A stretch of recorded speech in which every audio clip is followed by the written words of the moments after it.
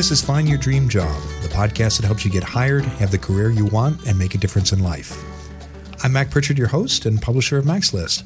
Our show is brought to you by our book, Land Your Dream Job in Portland and Beyond. To learn more about the book and the updated edition that we published on February 1st, visit maxlist.org/book. I'm joined by my co-host, Ben Forstag, Managing Director of Mac's List, and this week's special co-host, Jenny Foss of JobJenny.com. Hey, Mac. Ben here. Hey, Ben. So, before I started working at Mac's List, I was unemployed for about 4 months. And looking back, I wish I had read Land Your Dream Job, as it would probably saved me quite a bit of time and some frustration in my job search. But when I read the book now, what really strikes me is how much useful information there is, even for people who already have a job. You need to think not just about finding your next job, whether you're employed or looking for work, but your career as a whole. And because, as you know, Ben, job hunting and career management are skills. And like any skill, they can be mastered. One of the things we set out to do with the book was to help people do that. And I know you've read the book. And in fact, you played a big part in its production.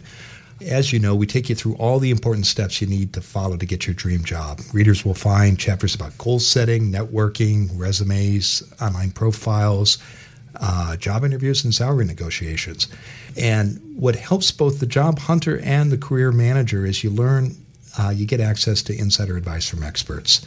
If you do buy a PDF version of the book, you'll also get some extras, and the bonuses include a fact sheet about salary negotiation, a video about how to work with recruiting agencies, and an audio interview with our co-host this week, Jenny Foss, about how to craft a killer resume. You remember putting that together, Jenny? I do, yes. I think I made it through that one in one piece, so that's why I agreed to come back for more. Yeah, and actually your mother was visiting from your hometown. It was nice to meet her. Oh, she was, yes. We had an audience, yes, an audience of one. Yeah, and I think you told me that one of the advantages of having her there was she, like many parents, and certainly my dad is in this category, you said it really gave her an insight into what you did for a living. Absolutely. She's not online every day, so she's not really watching the evolution of JobJenny.com. So having her front and center was fun for her and for me too. I don't see her that often. Okay. Well, if you'd like to hear that interview, get those other bonuses, we hope you'll consider buying the PDF version of the book. You can find it on our website at maxlist.org. But even if you don't buy the PDF, it's also available in Kindle and paperback. You'll find great tools you can use to get your next job and have a dream career. Have you ever wondered what it would be like to live and work in a foreign country? More people than ever are living and working outside the country where they were born. According to the United Nations, the number of international migrants now stands at a record 232 million. That's a significant increase since 1990. For many of these people, the move to a new homeland is a permanent one. For others, it might be a temporary stay for a year or two. This week on Find Your Dream Job, we're talking about how to look for work overseas. Ben Forstag has a website people can use to look for jobs abroad. Our guest co-host Jenny Foss tells a listener how to look for and find a job from 2,000 miles away. And I talked to our guest expert, Marcelle Yeager of Career Valet, who joins us from Santiago, Chile. We're back in the Mac's List studio, and joining us this week is our guest co-host is Jenny Foss of JobJenny.com. Jenny, Ben, how about you two? Have you ever worked overseas? So I spent 2 years working for the YMCA in Madrid, Spain. I was coordinating international programs for them, and it was a really interesting, great experience. I'm glad I did it. Yeah. What was your big takeaway from that experience, Ben? Well, two. So one was it's always good to have some kind of international experience, to see different cultures, to work with different people, to experience different types of work. And anyone who's familiar with the Spanish culture knows that how they work there is definitely different than how we work in the United States. Namely, it's just a little bit slower and a little bit more laid back. And at that time in my life, that was an important thing for me to try out and see. I'll be honest, I didn't like it very much. It was too slow for me. The other aspect of the experience for me was this was kind of more of the mundane experience, which was after the first month of working abroad, I realized I got into this routine where I'd wake up, I'd go to work. After work, I'd go get some groceries, come home, make dinner, watch some TV, and go to bed, which is the exact same thing I was doing in the United States. I just got into this routine and this habit. And so like living abroad, there were a lot of great things about it, but it also kind of got into the same pattern I was in the United States. And I just think that's the natural habit of work and the pattern of work.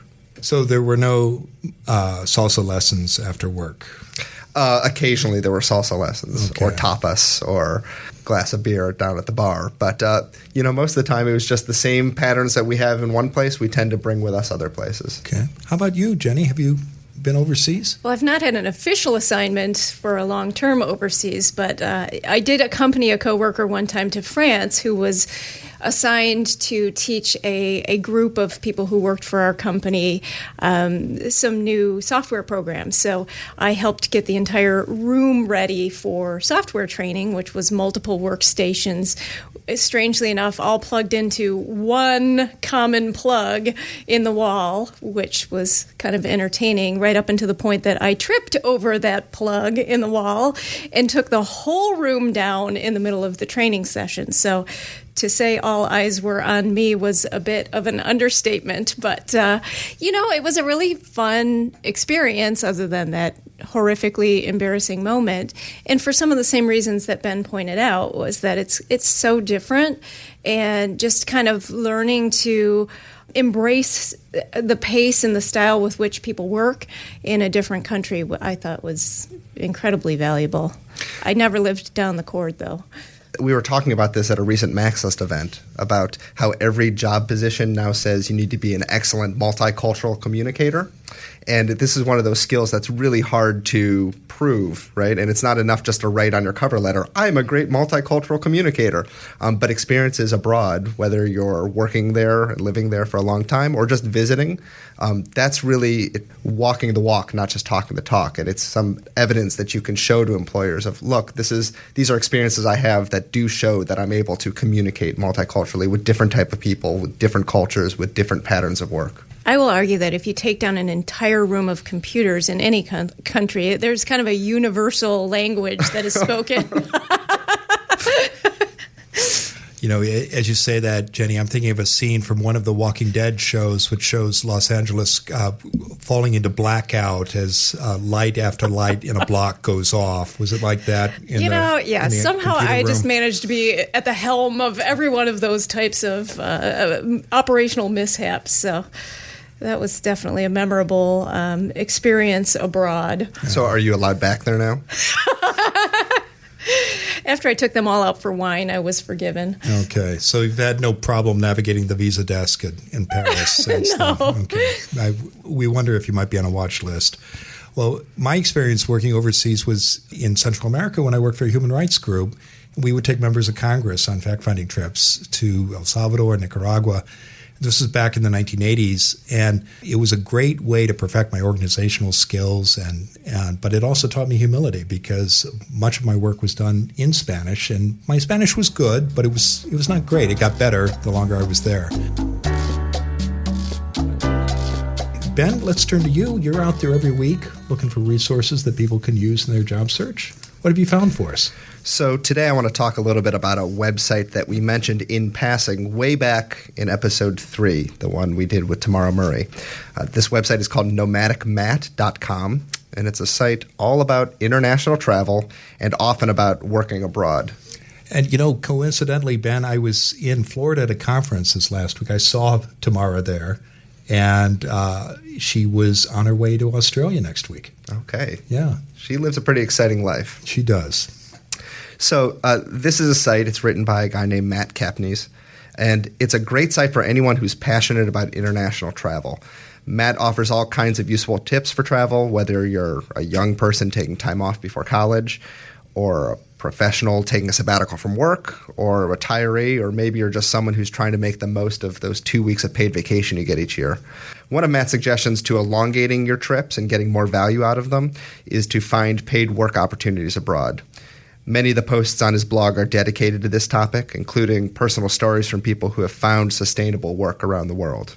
I'd like to steer our readers to one specific post, appropriately titled Working Overseas. Here, Matt outlines 2 of the easiest ways to find work abroad, which are, 1, teaching English. He notes that jobs are very abundant, the pay is great, the work is easy, and the benefits are good too. Now, I actually did teach English a little bit in Spain, and I wouldn't say it's an easy job. It was pretty grueling, and I spent a lot of time chasing after clients and potential clients. If you can get a job teaching English, they generally do pay pretty well, especially if you're a native English speaker. His second suggestion are holiday working schemes, which are much less nefarious than they sound here. It's just in many English-speaking Commonwealth nations, like Australia, New Zealand, and Canada, governments offer a simplified visa application process that allows foreign visitors to legally work in the country for up to a year. These visas are typically only available to people younger than 30, and the jobs are often service or low-wage office jobs. But it provides an opportunity to get your foot in the door in a new country and have some experience there. I actually had a friend who did this in New Zealand and Australia. He worked in both countries for 6 months at a time and had a fantastic experience doing that. So if you're interested in learning more about travel and working abroad specifically, you should definitely check out Matt's site. Again, the URL is nomadicmatt.com, and as always, I'll include a link in the show notes. Great. Thank you, Ben. Those are excellent suggestions. And if you, our listeners, have ideas for Ben, websites, podcasts, books that you'd like to share that have been helpful in your job search, please write him. His address is ben@maxlist.org. Now it's time to hear from you, our listeners, and our guest co-host this week, Jenny Foss of JobJenny.com, joins us to answer one of your questions. Jenny, what are you hearing from our listeners? You know, the question that I have here today, Mac, is a great one, and it's one that we hear with some frequency at JobJenny.com as well. The person asks, I want to move across the country, you know, whether that's Texas or Florida, or I'm not sure, she didn't indicate that, but I can't afford to relocate without first having a job lined up. Do you have any advice on how to woo employers when I'm more than 2,000 miles away? We hear this a lot from other readers of the Max List blog, too, and lots of people think about coming to Portland, but they wonder, should I get a job first, or should I come and look while I'm here? Yep. What's your advice, Jenny? Well, you know, there are a lot of things that you can do from afar, and probably things that people don't even understand that they can do. If you are able to start building a network in the location that you want to live in, that's really advantageous, not only from the standpoint of you can start to build a foundation upon which you might find a job, but also you'll know a couple of people when you get to town, which will also ease the personal transition as well.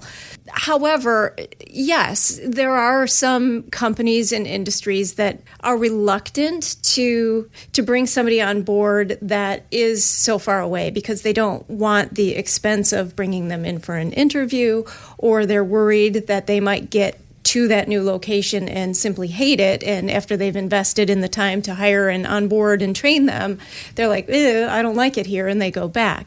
And so one of the things we always counsel people on and encourage them to do if they are looking from abroad is to make your audience comfortable with your intention to move to that specific geography.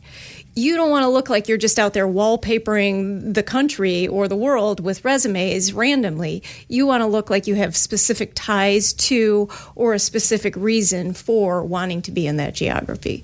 I think that's spot on. The people who I have seen move to town who may contact me during the course of their search, usually it is a long-term process. It's 3 to 6 months. They usually make some kind of strategic choice. I'm either going to get a job before I move here, or I'm going to move and keep looking. But whatever their choice, they start early and they work it consistently.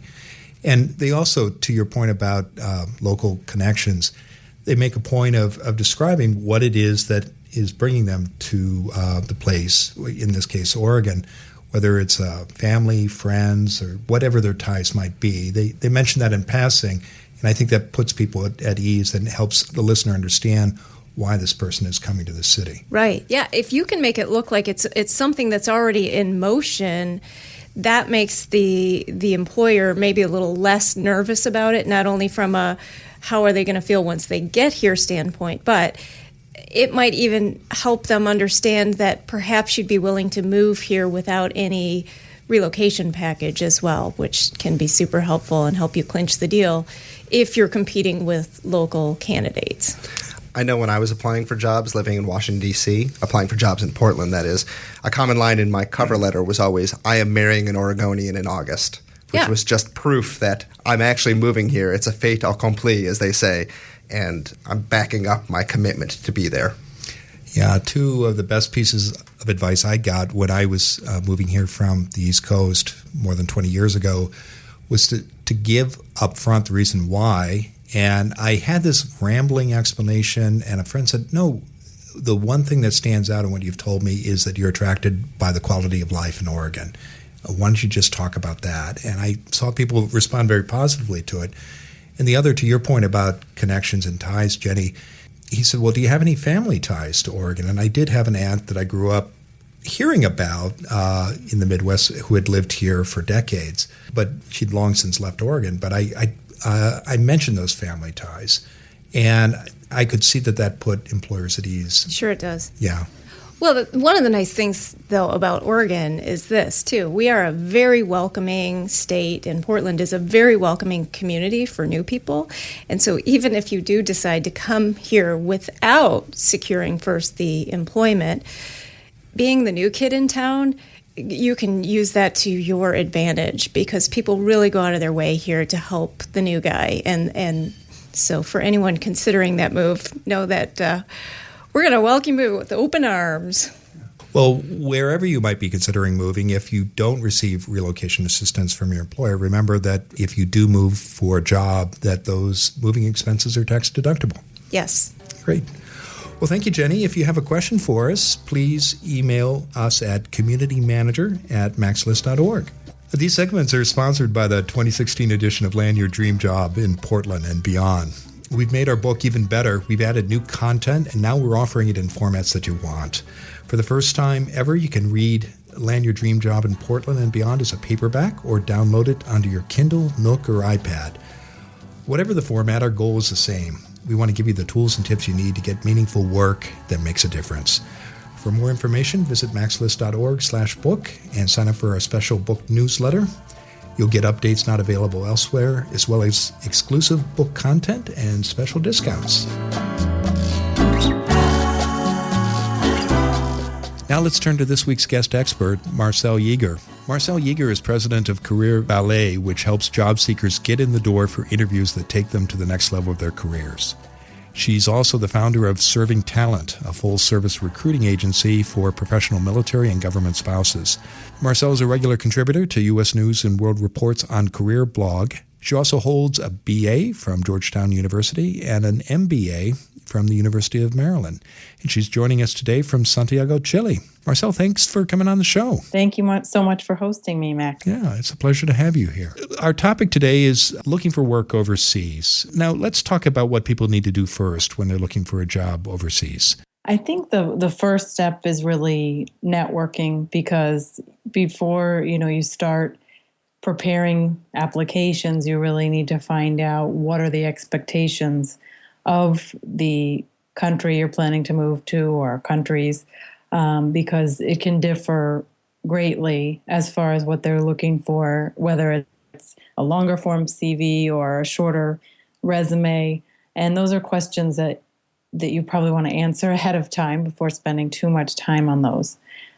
So I think the best way is to reach out to all your networks and spread your net as widely as you can, I guess, in order to find people who, through second degree or third degree connections even, who might be able to advise you or know people, that have worked in that country specifically, or companies even, to help you do that and prepare well. We're assuming people know where they want to move or what company they'd like to transfer within a particular region. And networking, I agree, is always a smart thing to do and often the best first step to take.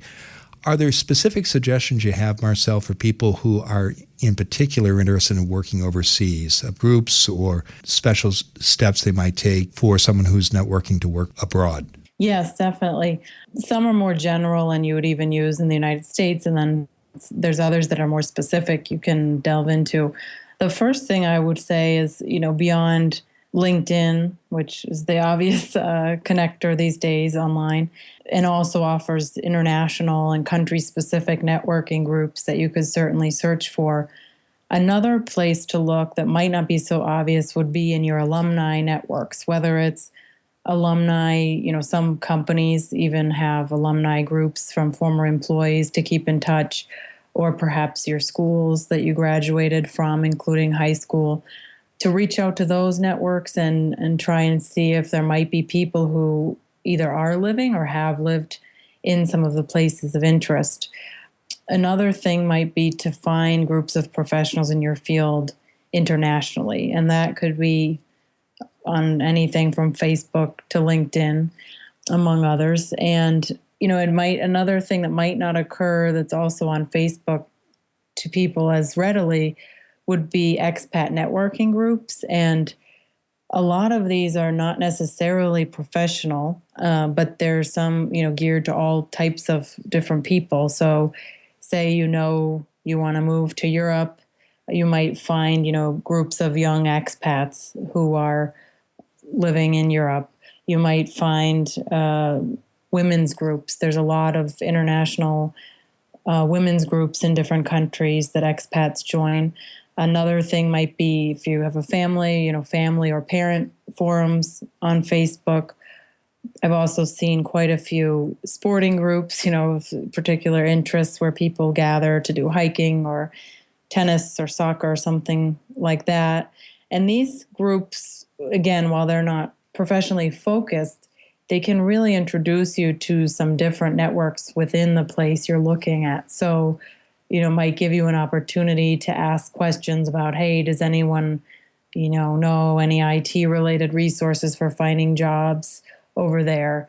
And, something just to join to get you more used to the network there, get you further into developing a network there and so forth before you actually move. Those are good points. Those networks are available to you no matter how small your town might be. In the United States, for example, virtually every town has a Rotary, and it is an international organization. And there is a network there that can extend very far. You just have to tap into it. What about research, Marcelle? When I think about going overseas, I imagine our listeners have this thought too. You not only have to have a passport, obviously, but what about visas and work permits and diplomas and certificates? Yes, that can be tricky. You do have to know what you're getting into in terms of that. And usually it's fairly easy to research that online in terms of what the requirements are. The harder thing to tell, of course, will be whether an employer requires it for a particular job. I know the United States can be more transparent about that. I guess a lot of companies will actually state you have to be a citizen or you can hold a work visa to get the job. And that might not be the case overseas. So it is going to depend where you work, but typically your employer does have to sponsor you. In some countries, if you're already living there or established residency, it might not be necessary. Or you might be able to live there for a time and then, while you're looking, if you have that capability, and then move forward and try to get a work visa either through the government or through a company. I know some countries will even offer sort of a blank work permit for an expat, but then others require an actual company or organization to furnish that.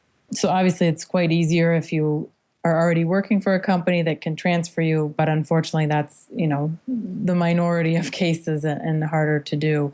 And as you mentioned, it is also important to look into the requirements as far as translating diplomas, certificates, licenses, and those types of things, because many countries will require you to present that when you are applying for a visa or work permit. So you want to know the regulations on that and whether that's something you should be coming in hand. They might even want to see your U.S. diploma or certificate in the actual, true copy, and not a copy of it on the printer. So you probably should bring those with you as well in case they want to check, because that's a common practice in many countries. And the other thing to be careful of that people might not think about is that many licenses to practice in certain fields or certificates you might hold might not translate directly. You might be able to present your qualification, but it doesn't mean that they are going to consider you have the proper training to perform a particular job. And that can be frustrating. But you have to remember that's reciprocal in the United States as well. Plenty of lawyers and doctors and other professionals have trouble getting licensed in the United States. So it's similar to other countries, but again, depends. Some make exceptions for that, depending on where you're coming from. Good. So people need to look into that before they leave and become aware of what local requirements might be regarding certifications and paperwork. Now, Marcelle, I know that for many people, the first experience they have outside their home country is often a vacation or maybe study abroad while they're in college. Talk about the challenges that people face when they actually move to a foreign country and it becomes their home, whether it's for a year or several years or even longer, and why that's different than spring break or junior year abroad. What kind of challenges will people face? That's a good question. I think one of the main things is adjusting to being the expat, right? So no longer are you in a familiar environment where nobody really, takes too much notice of you probably because you're just another U.S. citizen or English speaker walking down the street. Quite often overseas, it's very obvious, even if you think it's not, to people, even just watching you, walk down the street, maybe that you are not from there. And whether or not they can determine where you're from, it can still be quite a challenge. I think it's an unfamiliarity with the how-to of in life overseas and at work that's a little bit hard to adjust to.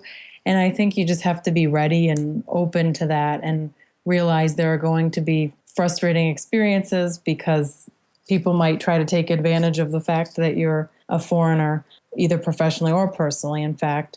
But just to remind yourself that might happen and to try to inject as much humor as you can into situations. And at the same time, professionally, you're needing to adapt to a whole new work culture, which I think is something that people might take for granted. And I've seen it happen a lot where it's just very hard to adjust to another culture because the team structure can be very different in an office.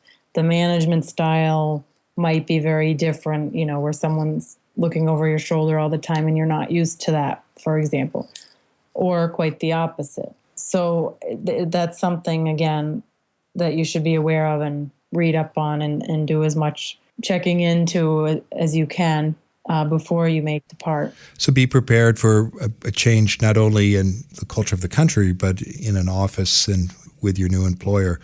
How do you look for work, Marcelle, from your home country? What can you do to start finding jobs and get a head start on your job search, even if you're thinking about moving to a place and looking for work? Oftentimes, LinkedIn is used in many regions of the world, increasingly so. So I think a lot of companies are using that to post jobs. So that might be a first look. One resource that I've found over the years to be very comprehensive is the RileyGuide.com. It's not only the job search sites, but also resources. So maybe a lot of these things that I'm talking about today might be found there, even as far as guidelines for working in other countries and things, other resources and websites that it can point you to do more research there. So I think that might be a first stop for folks. And then if you're looking at internships, there's a site called internweb.com and another one called IHIPO.com. Okay, we'll be sure to include links to all of these sites in the show notes, Marcelle. Great, yeah, because those, if you're looking, to just sort of get more exposure in a field or live in a country for a temporary period, those would be good sites to look at also. Well, let's move into our rapid fire round because I know there are questions on our listeners' minds that I want to be sure to tap into your expertise. First, are there professions that are in great demand overseas, fields that are going to make it easier for you to land a position? It's a great question, but it definitely depends on the country. Okay, so just quickly, is there one kind of job that is in great demand in a particular country that you're aware of? Anything where, a true native English speaker's skills are needed, I think is always going to be in demand. So English teachers, communications, marketing professionals, translators, of course, but anything where that skill is needed for sure. Okay. Well, let's move on to volunteering. A lot of people have asked me about volunteering overseas, and obviously many people think about the Peace Corps after college. What are the pluses and minuses of volunteer programs? I would say the pluses are you get really deep experience and might get to perform a lot of different roles as a volunteer that you might not get in a regular job because you're asked to do many things. And you meet people from all over the world probably in that capacity. I think the minus might be that you might get pretty comfortable and learn a whole lot and want to stay and then have trouble figuring out how to stay on and how to get that work permit to get a full-time job. Great. And then finally, what about taxes and health care? What should people think about when considering those two topics? Taxes are very specific, of course. Certain countries give you a grace period where you could be there for hundreds of days, even in some countries, and not have to pay local taxes. Whereas other countries, from day one, enforce the rule that you have to pay local taxes and as well as your, U.S. taxes. So it's something definitely to look into either with a professional or doing some in-depth research online. And in terms of healthcare, you can usually get healthcare in country for fairly cheap, depending on where you are. That is something to take into consideration. If you're taking regular medications or need regular checkups to make sure the country's up to standard or capable of providing those types of services for you. Anything else you'd like to share with our listeners, Marcelle? Best of luck. It's an exciting opportunity if anyone out there is looking to go abroad and really can't be replaced. And so it's a wonderful experience, a tough one, but it's wonderful. And I would encourage anyone who's thinking about it to go for it, try it. You don't want to look back and regret not doing it. Great. Well, that's a great point to close on. Tell us what is next for you. What's coming up? I'm actually moving back to the U.S. in several months, which I'm looking forward to after 5 years overseas. So I'll be working on some new things with my businesses and in particular doing some pop-up clinics to help folks with their resumes, both for people staying in the U.S. as well as going abroad. Well, I know people can find out more about you at your website. That's careervalet.com. And you can also connect with Marcelle on her LinkedIn page. Just search for her at linkedin.com, Marcelle Yeager. And we'll be sure to include links to both of those sites in the show notes. Marcelle, thanks so much for joining us. It was a pleasure. Thank you. We're back in the Maxless studio with Ben and Jenny. Jenny, Ben, what were some of the most important points you heard Marcelle make? Mac, one of the things that I got out of Marcelle's discussion with you is one of the first things that she was talking about, and that is before you venture off and start putting resumes or CVs out there and trying to entice decision makers, potential employers in other countries, is to first understand what the expectations are and what the cultural practices are in job search in the first place in those locations or that location that you're looking at. Because a resume and a CV and hiring practices and corporate cultures, they're very different in some countries. And if you have no clue what those are and you're trying to do it in the U.S. way, you could be wasting a lot of time. I know in Europe, in Spain, for example, including a photo on your resume is a customary practice, right. Something that here in the States we would never do or we advise people against doing. Right, yeah. Yeah, I think knowing whatever employer you may want to work with, what that organization's practices and customs are, is always going to serve you well. We seem to have like an enclave of people from New Zealand and Singapore who have found jobjenny.com, and they've hired us for a few projects. Even the little nuances like spelling differences or the size paper that they usually print out on, those are things you have to factor in, or you're truly going to look like new guy over in the new market. Yeah. Well, know your market. Always good advice. Ben, what were some of your reactions? I liked her point about thinking about some of the other elements of your life if you're going to live abroad. So thinking about healthcare, thinking about taxes.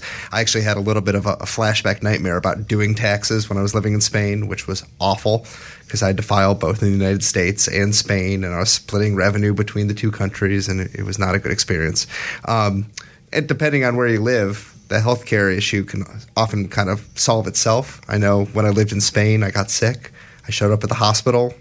The doctor saw me, gave me the medicine, and I was like waiting for like who was going to give me the bill for seeing the doctor. And finally someone comes and said, "What are you doing here?" And I said, I'm waiting to pay. And they said, "You don't have to pay here. Go out, go home."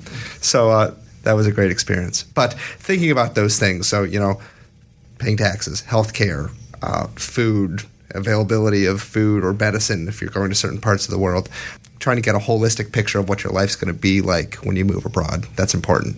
Well, good. Well, thank you both. And thank you, our listeners, for joining us. If you like what you hear on our show, please take a moment and leave a rating and review at iTunes. This helps others discover the program, and it helps us serve you all better. One of the reviews we received recently is from RBT1979. This is the person's iTunes handle. And RBT1979 writes, "When I moved to Portland, started looking for work, I had no idea what I was doing. Luckily, the Max List blog was there to help me with advice. The podcast lets the team go into more depth, interviewing an expert on that episode's topic. The segments where they provide resources and answer a question from a listener round things out nicely." So nice shout out to you, Ben and Jenny. Thank you, RBT1979, and thanks to the scores of other listeners who've left a review. Please take a moment to leave your own comments and ratings. Just go to maxlist.org/iTunes. Thank you again for listening. We'll be back next week with the tools and tips you can use to find your dream job.